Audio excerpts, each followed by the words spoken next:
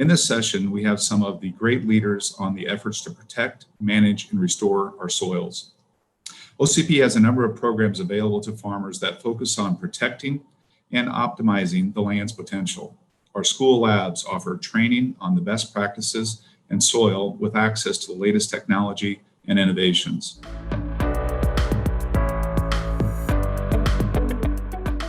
Thank you. Thank you for the invitation to participate in this very important discussion.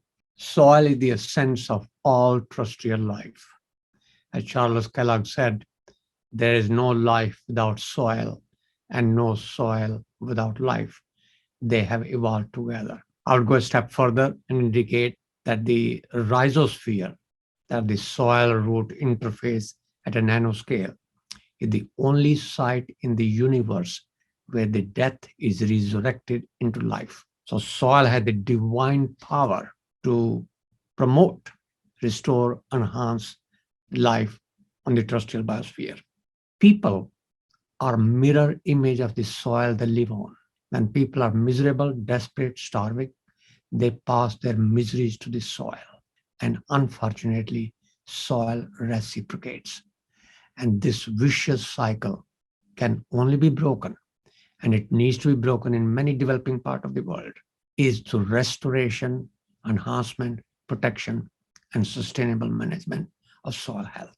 The concept of One Health is very important in this part. Even in the UN Food System Summit, the One Health concept is a high priority. However, the idea of what One Health is differ among who is talking about it.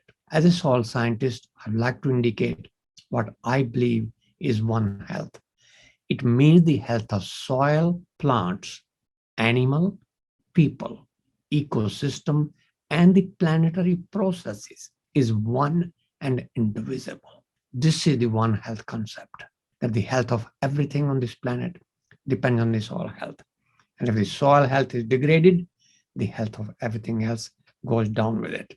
It is in this context that today's discussion, the nature positive solution, is very critical. Soil is often considered as the economic factor of production. Soil is much more than that. Soil is a source of most essential ecosystem services, which are critical, not only just for human well-being, but for nature functioning as well.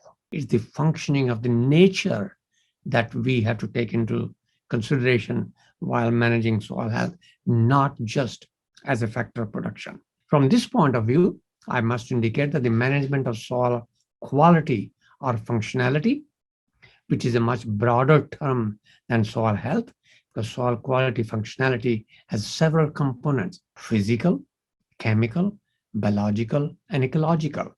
Soil health is a focus on the biological component, and the biological component determinant is soil organic matter content, because that's a source of energy for the soil biota, as well as a very important factor that impacts all components of soil quality and functionality, including physical, chemical, and ecological. Unfortunately, the soil organic matter content in most developing countries' resource-poor small farmers has been depleted considerably. It should be somewhere between the range of 4 to 5%, but should never fall below 2% organic matter content.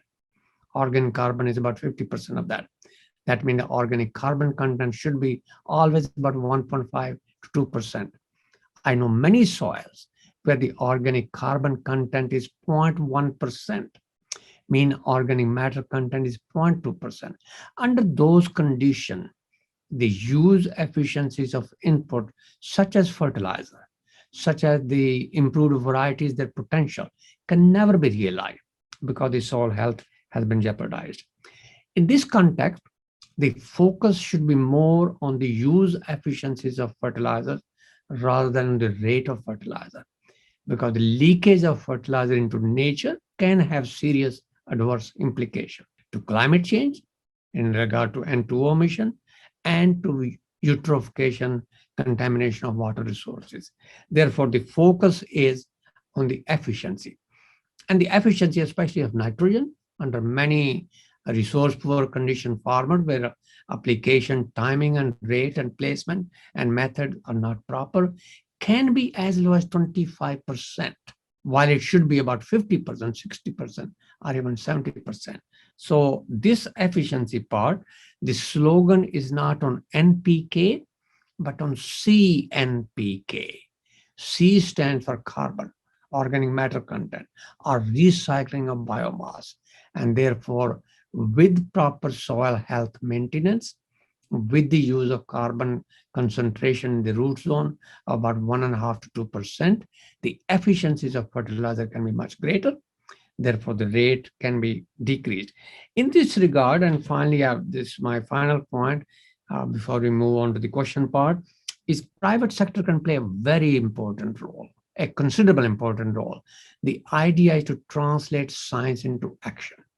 And the science into action requires either the private sector involvement very objectively and very prudently, very critically, or the policymakers. And the third component, of course, the education. But the private sector, especially in developing countries, including in Africa, has a major role to play. And this point of view, soil health discussion today is timely, urgent, and much needed.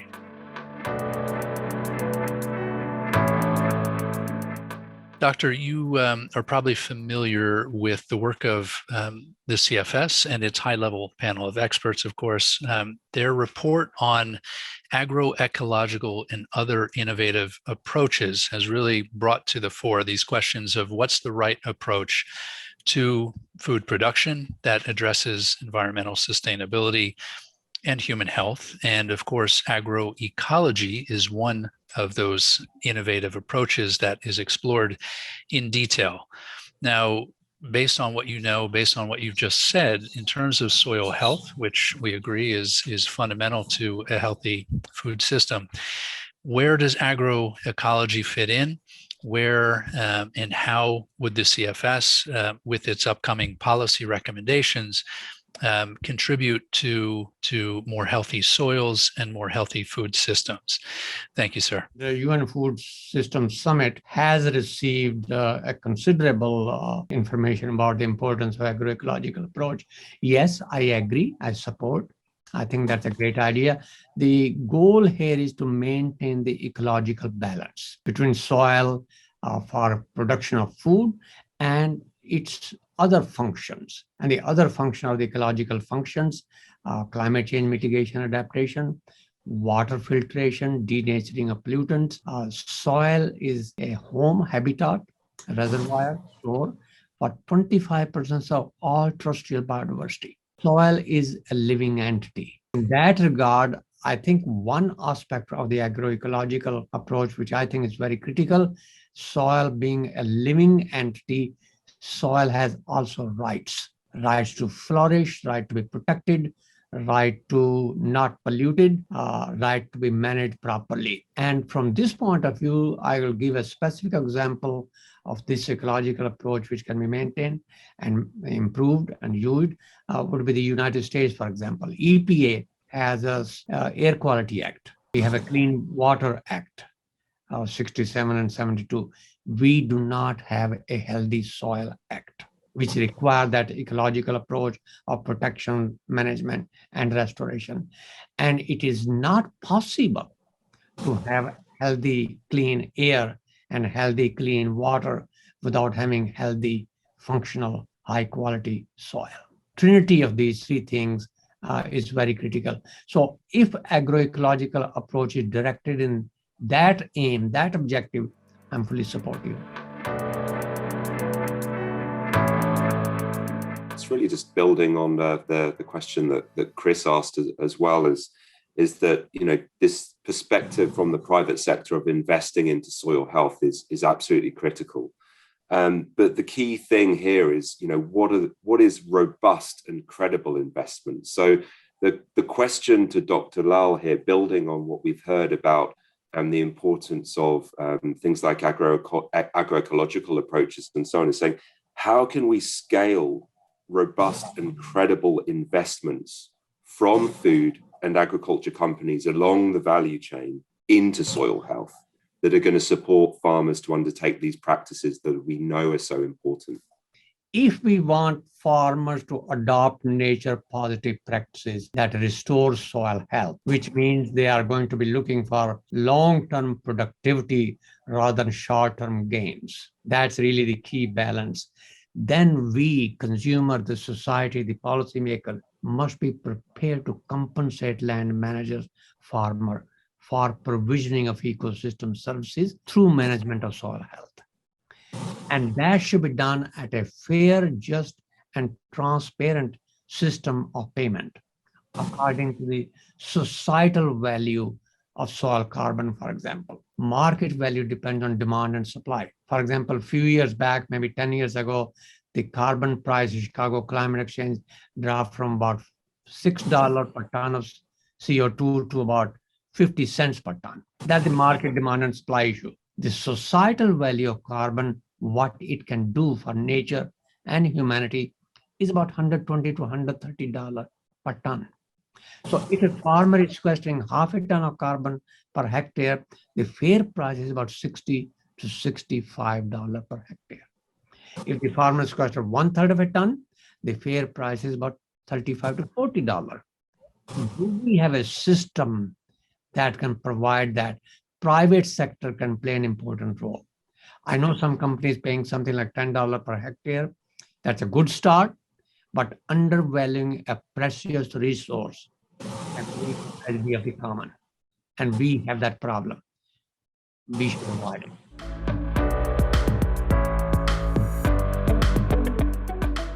Today, I'm going to give you the broadest overview from this giant project orchestrated by the Soil Health Institute called the North American Project to Evaluate Soil Health Measurements. So I start here with a quote from a Nature paper about genomics.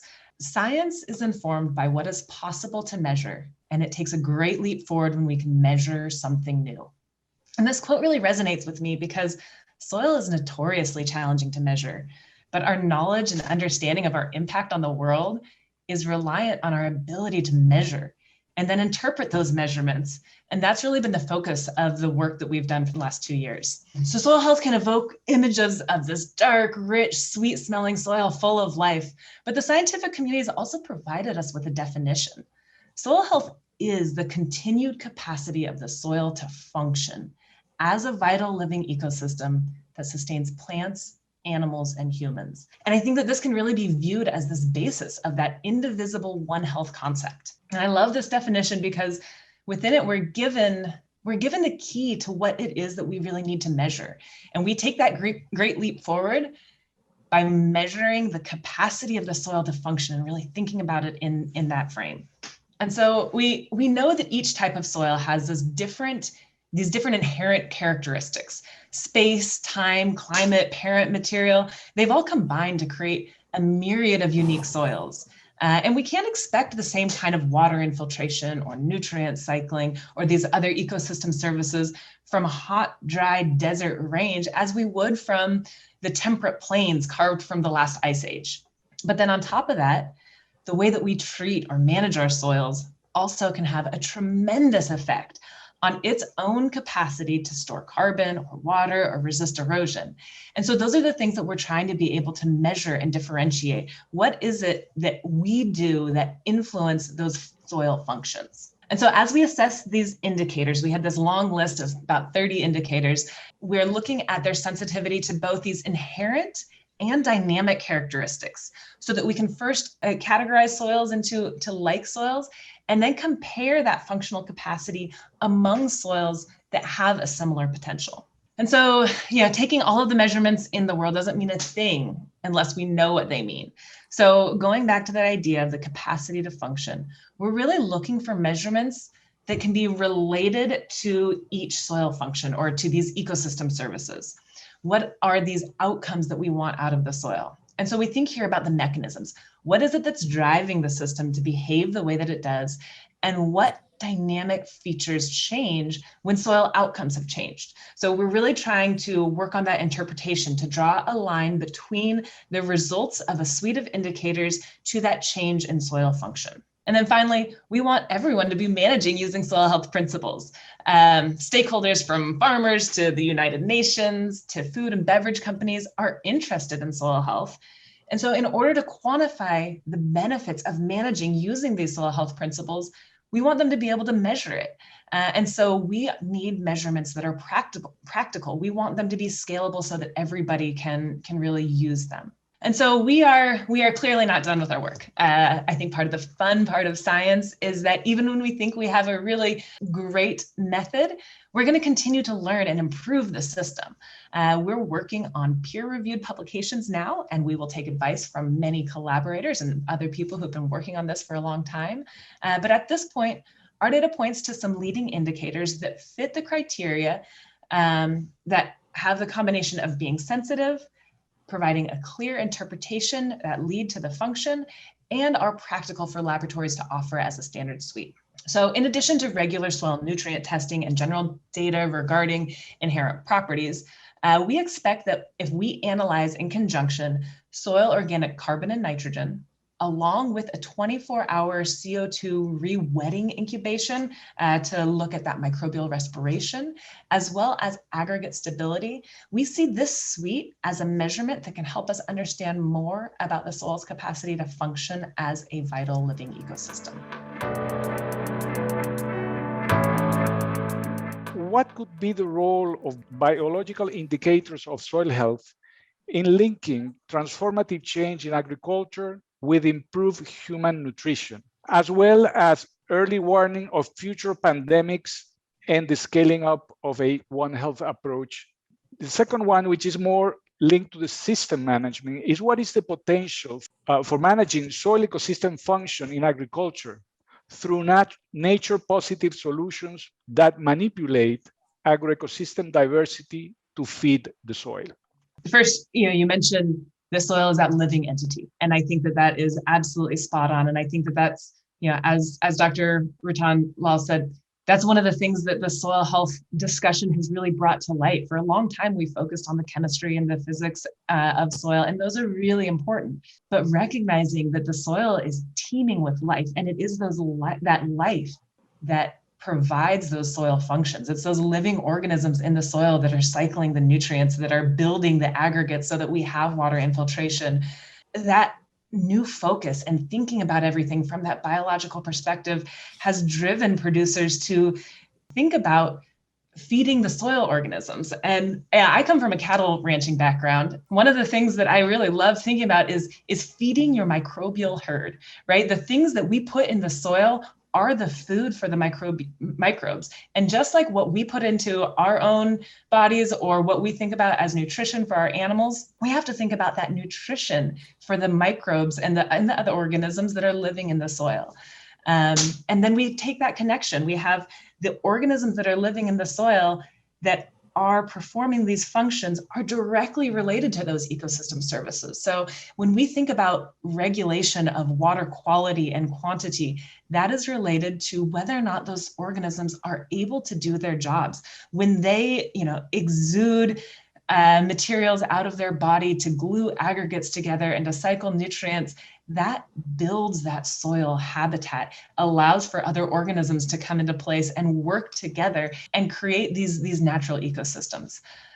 When we think about these ecosystem services, one of them is resisting erosion, right? We need that soil to be able to stay in place. And so these organisms, again, they are the ones that are allowing those roots to come into contact with the nutrients and the nutrients that they need. And that is all related to human nutrition, as well as human health in general. If we think about the soil organism's ability to hold that soil in place and decrease the amount of erosion, decrease the nutrients that are lost to the ecosystem, that has downstream effects in water quality, which is going to impact human nutrition. And when we have a greater capacity to cycle nutrients within the soil, maybe we can reduce fertilizer or increase that nutrient use efficiency, which allows us to then have a decrease in that non-point source pollution, again, influencing human health and well-being.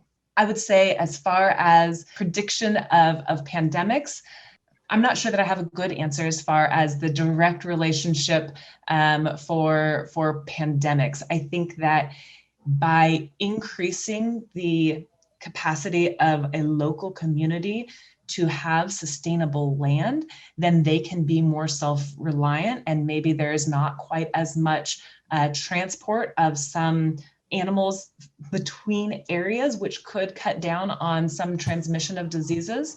But that's not something that I would say I am an expert on. The last thing I think that you mentioned was the potential for ecosystems using nature positive solutions. And I love this idea, because the principles of soil health, talking about trying to reduce tillage or disturbance as much as possible, ideas of keeping plants on that soil as much as possible so we have living roots and soil armor, and integrating plants and animals back into the system. Those kinds of ideas are also that we can mimic what's going on in a natural system. In a natural system, the plants and the soil and the animal all evolve together. And so the way that the microbes communicate with the plants is the way that it's supposed to be. And so in order for us to adopt practices within our own agro ecosystem that work and that allow us to have sustainability without having these huge costs, those are mimicking nature. And so I would consider those very nature positive solutions. I'm really interested in what you said about it's so important to measure. And so we know that a lot of farmers are able to do soil analysis for nutrients, but when it comes to soil health, those measures and the correlation to yield, I think, are a new and developing area of work. Is that something that you can comment on? What should farmers be looking at in terms of a measurement that can be done by lab analysis and correlate to their yield results? I think that it is important, absolutely, to look at yield. We need to be able to feed the population, right? One of the things that we often kind of shift the focus toward is a farmer's ability to be profitable.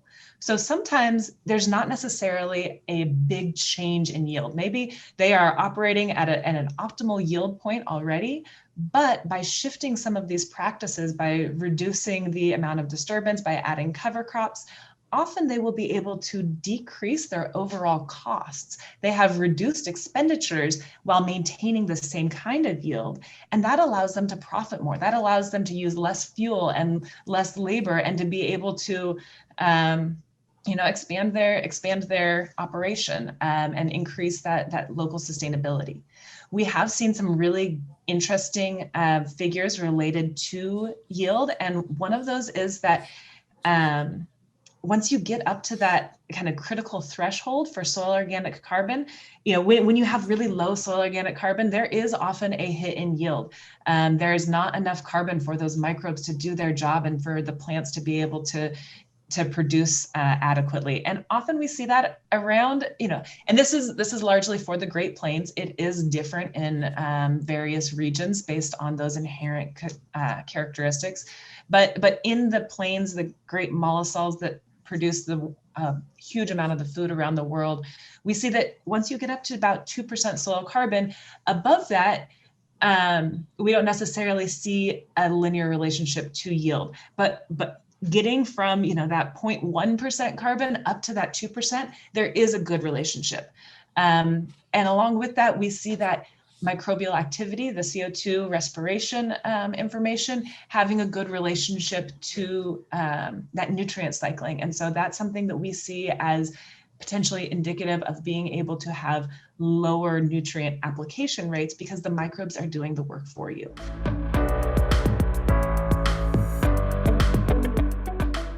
Thank you very much, Kevin, for the introduction. It's a great pleasure for me to be part of this very important discourse on soil health, which is very much at the heart of our research and development, strategic engagement at the African Plant Nutrition Institute. Africa faces a major challenge with issues of soil health, and the issue of soil health in relation to sustainable agriculture cannot be overemphasized on the continent. The issue of soil health is of paramount importance in Africa, and is probably more pronounced in terms of its constraining effects on productivity compared with other regions. And the key reason why soil health is such a big challenge is, number one, African soils are inherently infertile, and they are much older and much more weathered than other soils in the other regions. And then added to that inherent infertility is the challenge of exposure to long-term cultivation with inadequate management, especially connected to low application of organic resources and mineral fertilizers as well. It is also important to bear in mind that the challenges associated with poor health, which is linked to poor management, are driven by underlying and complex socio-economic and policy constraints that must be rectified to unlock the potential of African agricultural landscapes. If we could just look at some of the key metrics that highlight the magnitude of the soil health challenges we face in Africa, I think a clear indicator is the low productivity of the cropping systems, with yields currently less than 1/3 of the attainable yields that could be exploited with good management.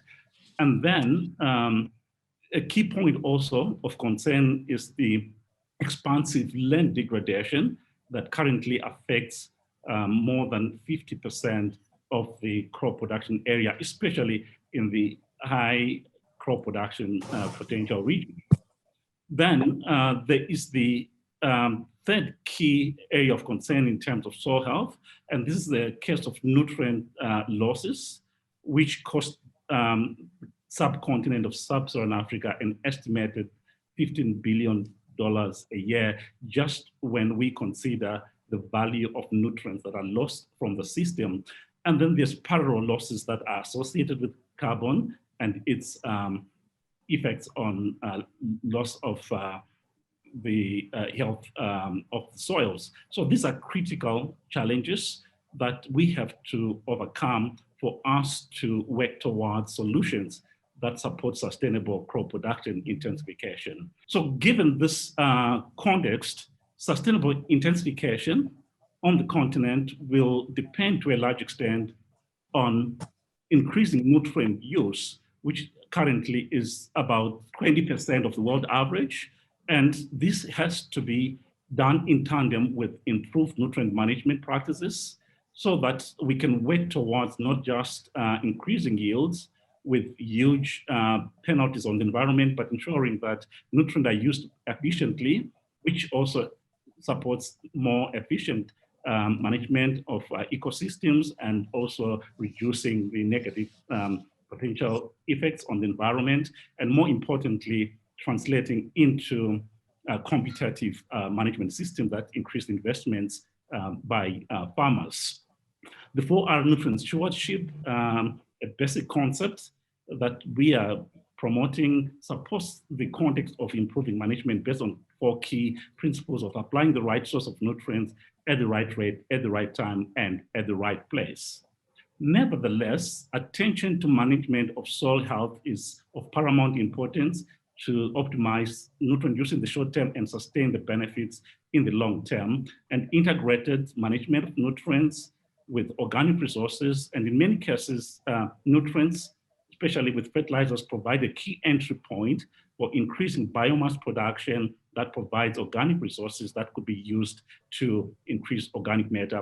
But a broad base of interventions that ensures that we are maintaining and building organic matter is going to be very fundamental given the current status of land degradation as well as organic matter depletion.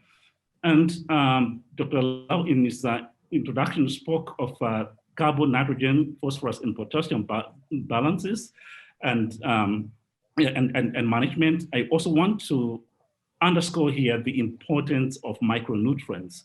There has been very limited attention to micronutrient applications with a lot of soils deficient in micronutrients, but there's also the importance of improving soil health driven by addressing micronutrients that are needed by crops, but also fed through crops, animals to human health, so that we can actually solve the challenges of the micronutrient dietary deficiencies that are termed the hidden hunger. So it's not just about increasing food production, but also increasing the quality of the food that is produced as well. So this is going to be a key issue for sustainable intensification on the continent. Thank you very much.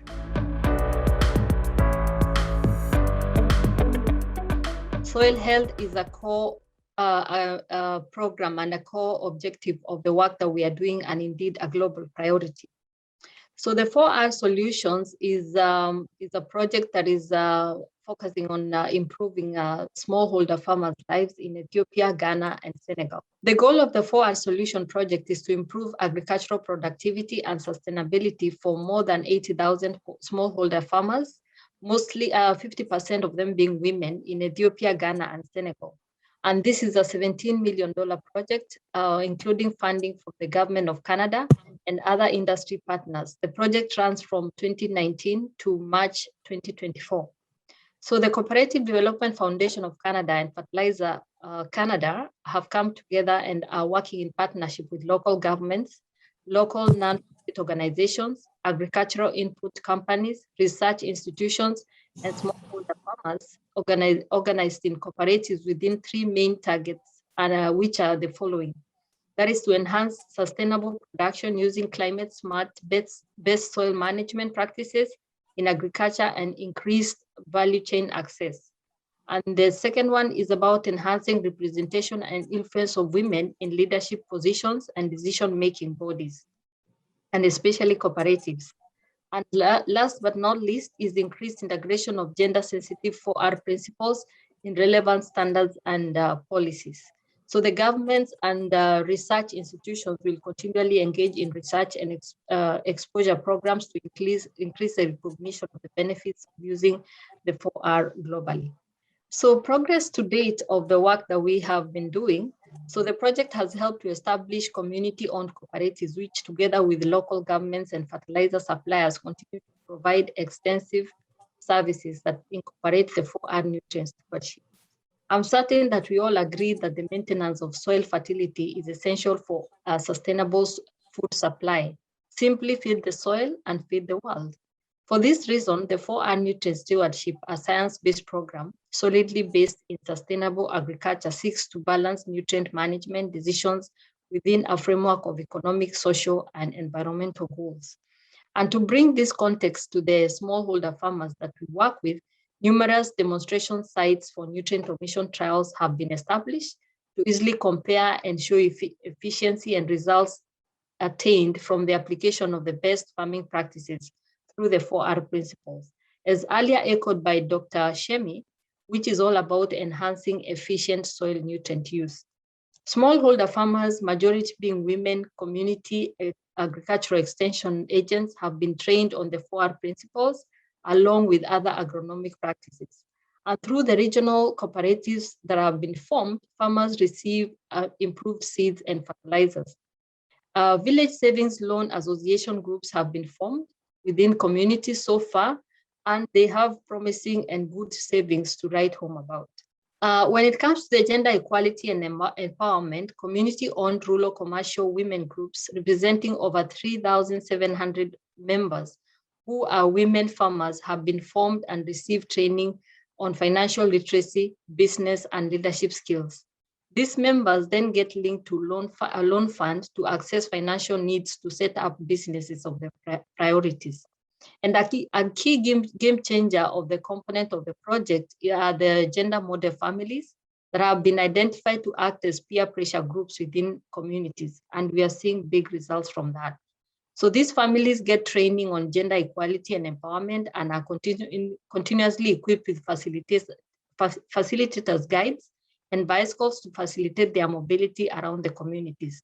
And as a result of this intervention, we have witnessed increased women representation in leadership positions in agriculture, extension services, and in cooperatives, which are in themselves schools for democracy that provide safe spaces for women and men to develop confidence and to speak out for their rights in the larger community. For the critical role of advocacy, national advisory committees have been formed within the communities within the countries where we operate.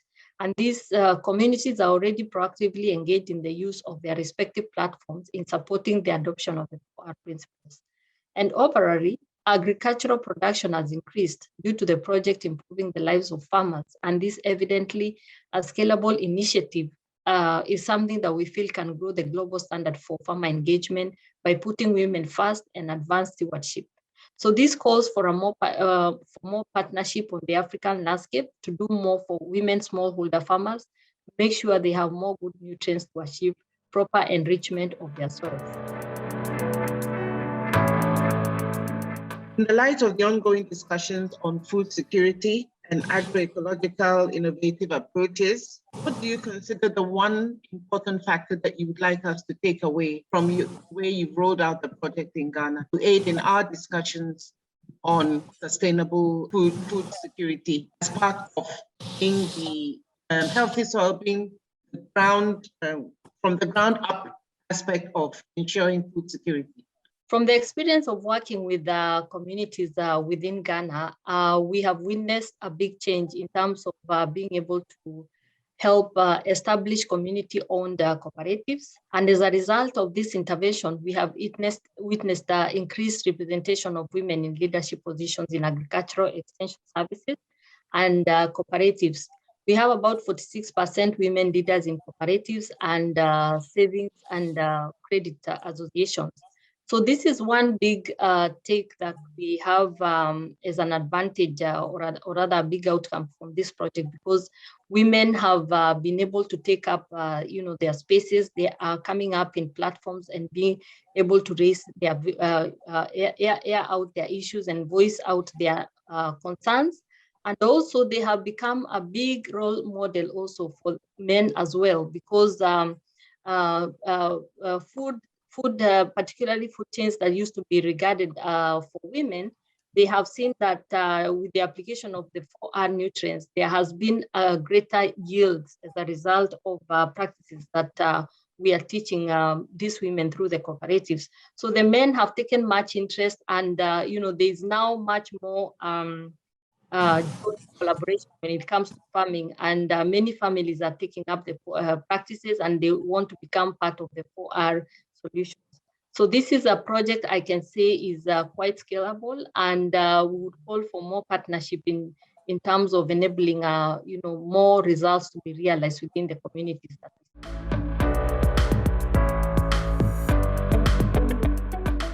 I will be giving a quick overview of our work that we just presented. And I'm talking today on behalf of Dr. Ibrahim Hassan Mayaki, the CEO of the African Union Development Agency, NEPAD, and who could not make it today, but send his greetings. So I will give a quick overview of just in form of a map of the presence of the African Union Development Agency in Africa, before narrowing down into the Africa Forest Landscape Restoration Initiative that we are working on, partnering with many countries in Africa and also international development partners. So just in the map of Africa, just not to give many slides, this is where the African Union Development Agency is currently present in Africa and in different sectors. And you have the color codes on the type of interventions. And you see that the human capital development is there with a lot of vocational training, supporting, especially we have one flagship program to support young and women African entrepreneurs to really increase their skills in terms of being entrepreneur in different sectors.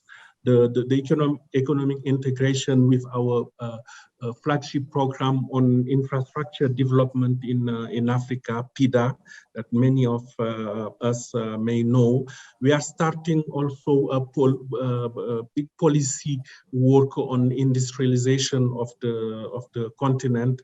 And finally, the environmental sustainability that embraced the sustainable land governance, sustainable land and water governance. We have the Africa involvement, engagement into all the big multilateral environmental agreements, climate change, desertification, biodiversity, wetlands, to name a few. And then now I will focus on the Africa Forest and Landscape Restoration Initiative that was launched in the margins of the UNFCCC Conference of the Parties in Paris, the COP 2021. African countries felt the need to join the global land restoration movement that was started more than 15 years ago. And in October 2015, the African Union gave the mandate to really work on trying to restore 100 millions of hectares of deforested and degraded landscapes across Africa by 2030.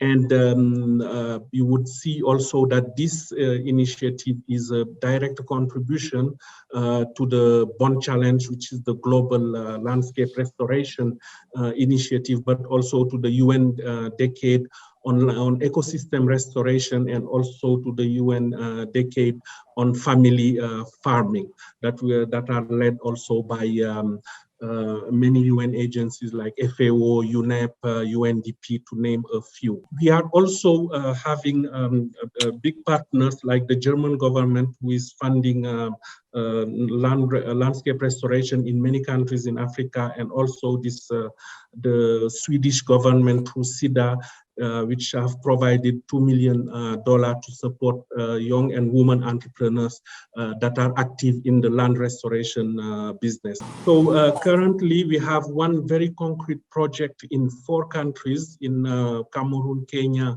Rwanda, Malawi, with 20 million euros program funded by the Ministry of Environment of Germany. And also, I will not, for sake of time, not to go to all the commitments that contribute to the land restoration in Africa, including the Great Green Wall Initiative. And also, we are appealing for more support and technical financial contribution to support all the African countries. Thank you.